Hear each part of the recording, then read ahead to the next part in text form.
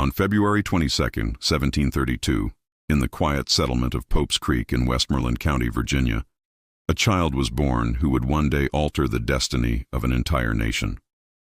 George Washington entered the world on a modest plantation along the banks of the Potomac River, the first son of Augustine Washington and his second wife, Mary Ball Washington. His birth came during a time when the English colonies in North America were growing in both size and ambition, yet still tethered tightly to the authority of the British Crown. George's father was a prosperous planter, though not among the wealthiest of Virginia's elite.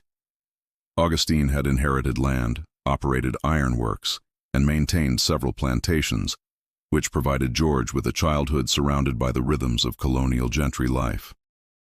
His mother Mary, however, became the most enduring influence in his early years. Strong-willed and deeply religious, she instilled in her son discipline, thrift, and an abiding sense of duty, qualities that would remain with him throughout his life. Washington's early years were marked by both privilege and hardship. Though he grew up on landowning estates, his father's death in 1743, when George was only 11, deprived him of a traditional English education abroad. Unlike many of Virginia's most prominent families who sent their sons to England for schooling, Washington's education was more modest and practical. He learned reading, writing, mathematics, and surveying from tutors and self-study, developing a lifelong fascination with measurement, land, and the natural world. By adolescence, Washington's ambition was already evident. Tall for his age, with a commanding presence, he cultivated the manners and values of Virginia's gentry: honor, integrity, and the pursuit of land ownership. Land was wealth, power, and legacy in colonial Virginia, and George saw surveying as his path to advancement. His half-brother Lawrence Washington also played a crucial role in shaping his outlook. Lawrence, who married into the powerful Fairfax family, introduced young George to the world of politics, military service, and high society. The Fairfax connection would prove pivotal. Through Lawrence, George was given opportunities beyond his modest means. He accompanied the Fairfaxes on hunting trips, dined at their estate, and began forging ties with influential families. Most importantly, he secured a position as a surveyor in the rugged Shenandoah Valley at just 17.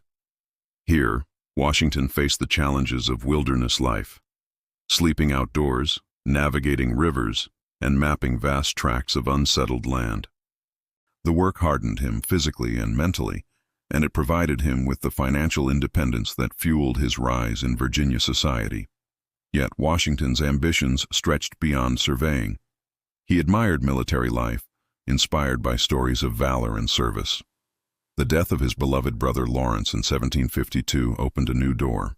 Lawrence had been commander of the Virginia militia, and George inherited both his brother's Mount Vernon estate after some years of inheritance process, and his aspirations for military service. He petitioned for a commission and, through the support of the Fairfaxes, gained his first step into public life. By the time Washington reached his 20s, the stage was set for his transformation. He was no longer simply the son of a middling planter. He was a land surveyor, a budding gentleman, and an ambitious young man eager to prove himself in the service of Virginia. The opportunities that lay ahead, in both war and politics, would shape him into a figure whose destiny was inextricably tied to the birth of a new nation. Washington's transition from surveyor to soldier came at a moment of great turbulence in North America. By the early 1750s, the frontier lands of the Ohio River Valley became the flashpoint of imperial rivalry between Britain and France. Both sought to control the lucrative fur trade and secure strategic dominance. For the young colonies, the outcome of this conflict would decide their future boundaries. For George Washington, it would serve as the crucible in which his leadership was first tested. At just 21 years old, Washington was appointed as a special envoy by Virginia's Lieutenant Governor, Robert Dinwiddie, to deliver a message to the French demanding they withdraw from the Ohio Valley. The mission was perilous. He traveled hundreds of miles through frozen forests, rivers, and hostile territory. Though the French refused the demand, Washington returned with valuable intelligence, earning recognition for his courage and endurance. Soon after, in 1754, Washington received command of a small Virginia militia force and was tasked with securing the Ohio Valley for Britain. His men hastily built a crude fortification known as Fort Necessity. It was there that Washington's inexperience was laid bare. Outnumbered and outmaneuvered by French forces and their native allies, Washington was forced to surrender on July 4, 1754, the only formal surrender of his career. Yet even in defeat, his name became known across the colonies and in Britain, marking him as a rising figure. Washington continued to serve during the French and Indian War, a brutal conflict that stretched from 1754 to 1763. He gained invaluable battlefield experience, learning both the horrors of war and the complexities of leading men. At the disastrous Battle of Monongahela in 1755, Washington rode fearlessly through gunfire, rallying the scattered British troops after General Braddock's death. His bravery earned him the reputation of a leader who could face danger without flinching, even though he also came to understand the harsh realities of military logistics, discipline, and the fragility of supply lines. Despite his growing fame, Washington's career faced frustrations. He longed for a royal commission in the British Army, which would grant him prestige and advancement, but this was consistently denied. Colonial officers were considered inferior to their British counterparts, and Washington's ambitions were checked by prejudice. Disillusioned, he resigned his commission in 1758 and returned to Virginia. There, another transformation began. He married Martha Custis, a wealthy widow, in 1759. The marriage brought him considerable wealth and social standing, allowing him to expand his estates at Mount Vernon. Washington became not only a gentleman farmer but also a member of the Virginia House of Burgesses, where he began participating in the political life of the colony. His years of surveying and soldiering had given him practical skills, but it was now in plantation management and politics that his identity matured. By the eve of the 1760s, Washington was well established as a prominent Virginian, landowner, husband, legislator, and veteran. Yet beneath the calm rhythm of plantation life, the seeds of revolution were being sown. The British Empire, triumphant in the French and Indian War, soon turned its gaze on taxing its American colonies to recoup debts. For Washington and many of his contemporaries, this would set them on an irreversible path toward defiance and ultimately revolution. When George Washington returned to Mount Vernon after years of military service, he likely believed his life would now be defined by agriculture, family, and quiet service to his community. But history had other plans. The close of the French and Indian War in 1763 ushered in a new political climate. Britain, victorious yet burdened with enormous debt, sought revenue by taxing its American colonies. The Sugar Act of 1764, followed by the Stamp Act of 1765, ignited a storm of resentment. Colonists bristled at the idea of taxation without representation, and Washington, though not the most vocal critic at first, soon aligned with the growing resistance. Washington's own experiences shaped his perspective. He had fought for Britain, risked his life, and seen firsthand the disdain colonial officers received from the crown. Now, as a planter, he faced the economic consequences of British taxation and trade restrictions.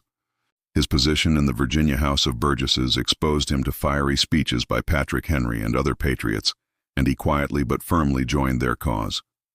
Washington was not given to eloquent rhetoric, but his actions spoke with gravity. He signed non-importation agreements, vowing not to purchase British goods, and he advocated for unity among the colonies. By the early 1770s, tensions escalated further. The Boston Massacre in 1770 and the Tea Party in 1773 deepened colonial outrage. Washington watched events unfold with a mixture of apprehension and resolve. He admired Britain's traditions of law and liberty but could not accept Parliament's attempts to reduce Americans to second-class subjects. In 1774, when Britain passed the Coercive Acts to punish Boston, Washington took a decisive step. He attended the First Continental Congress in Philadelphia, where he joined delegates from across the colonies in crafting a unified response. Dressed in his Virginia militia uniform, he already projected the image of a soldier prepared to defend liberty. The following year, revolution became inevitable. In April 1775, shots rang out at Lexington and Concord, beginning the War of Independence. By June, the Continental Congress sought a commander to lead its fledgling army. Washington's military experience, combined with his stature and reputation for integrity, made him the natural choice. On June 15, 1775, he was appointed Commander-in-Chief of the Continental Army. The weight of responsibility was immense. Washington inherited an undisciplined force of farmers and tradesmen, poorly armed and ill-supplied. Britain commanded the most powerful military in the world. Yet Washington did not hesitate. He assumed command at Cambridge, Massachusetts, and immediately began the arduous task of instilling order and discipline. His leadership, grounded in patience, endurance, and personal sacrifice, set the tone for the revolution. Washington's decision to embrace the cause of independence was not made lightly. He risked everything: his fortune, his reputation, his life. Failure would mean execution for treason.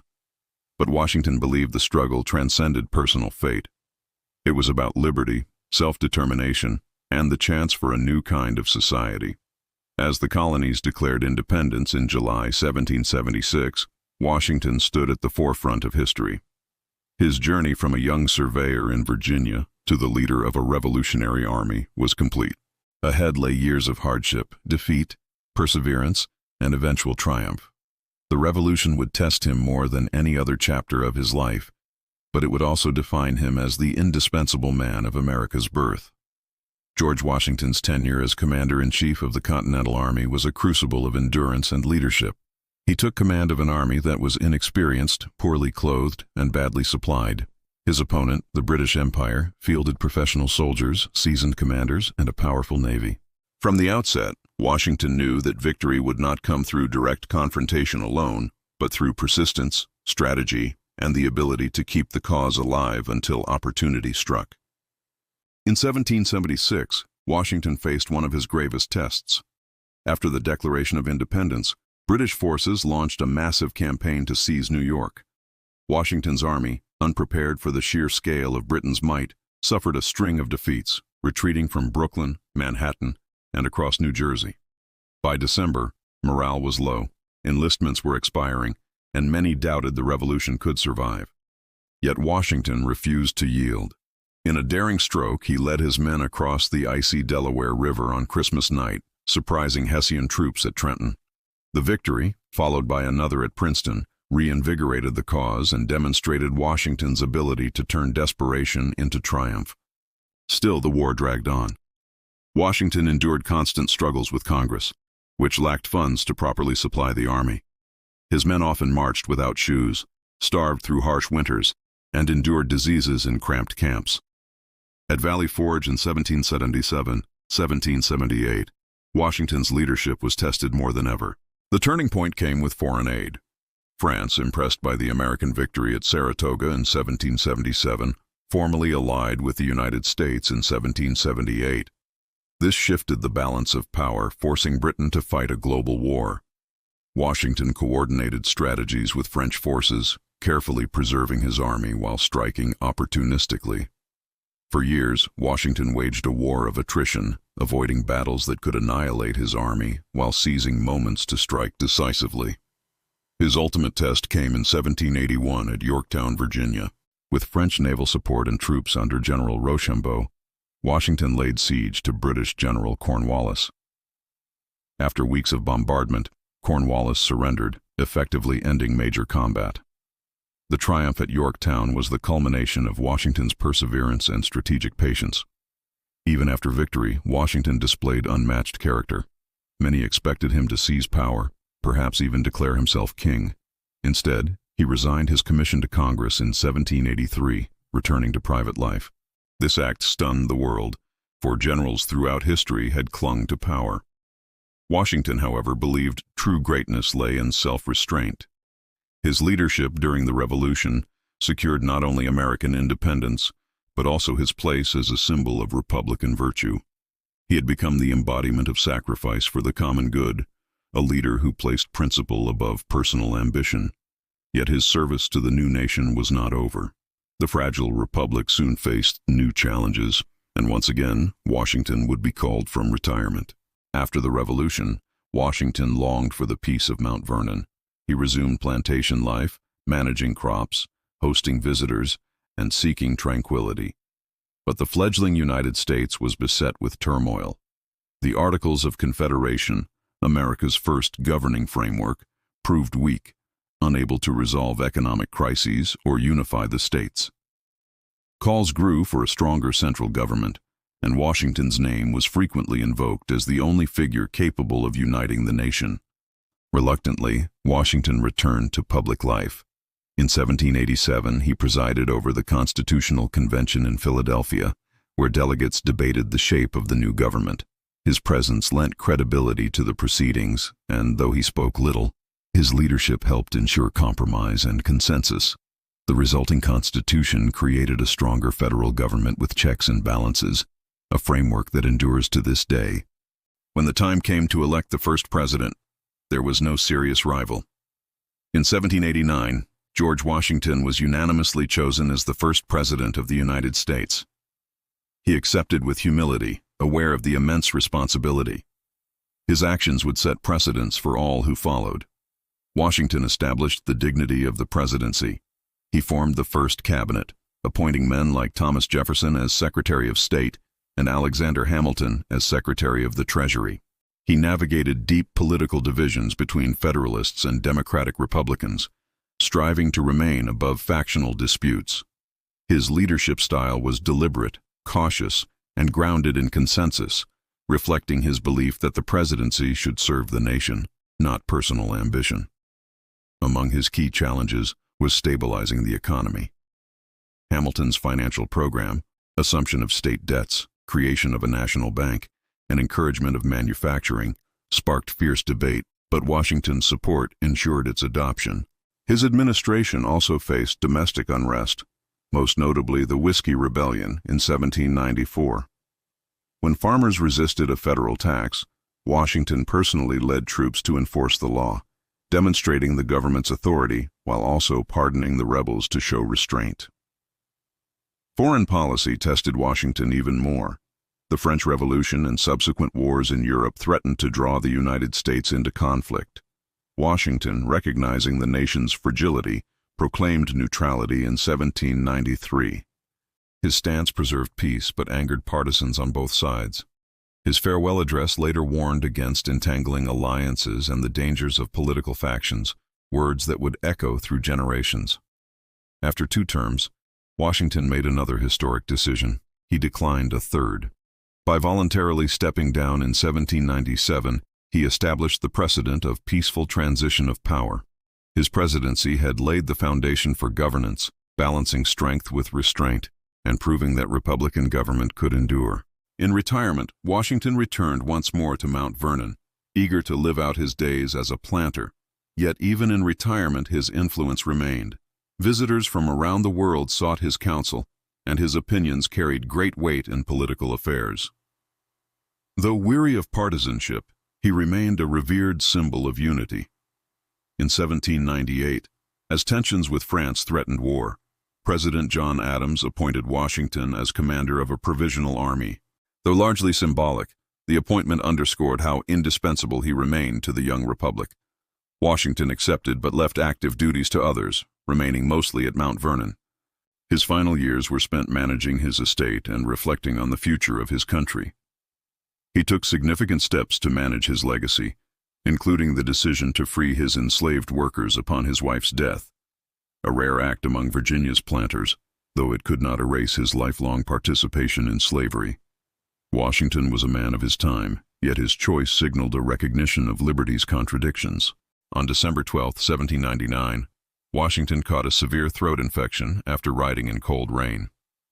His condition worsened rapidly, and despite medical efforts, he died on December 14th at the age of 67.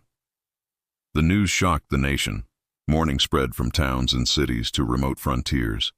Eulogies described him as the father of his country, a leader whose character embodied the ideals of the new republic. Washington's legacy transcends the events of his life. He had commanded an army without pay, guided a nation through its birth, and resisted the temptations of power. His example of self-restraint set the tone for American democracy. The presidency he shaped endures, and his warnings against division and foreign entanglement remain relevant. Monuments, cities, and the nation's capital bear his name, reminders of his central place in history. Yet beyond the marble statues and national myths lies a more complex man. Ambitious, yet humble, aristocratic yet self-made, a slaveholder who also laid the foundations of liberty. Washington's greatness lay not in perfection, but in his ability to rise above circumstance, to place the public good above personal gain, and to embody the virtues a new nation required. In death, as in life, George Washington symbolized the possibility of a republic grounded in character and principle. His story, from boyhood on Virginia's frontier to the presidency of a fledgling nation, remains inseparable from the story of America itself.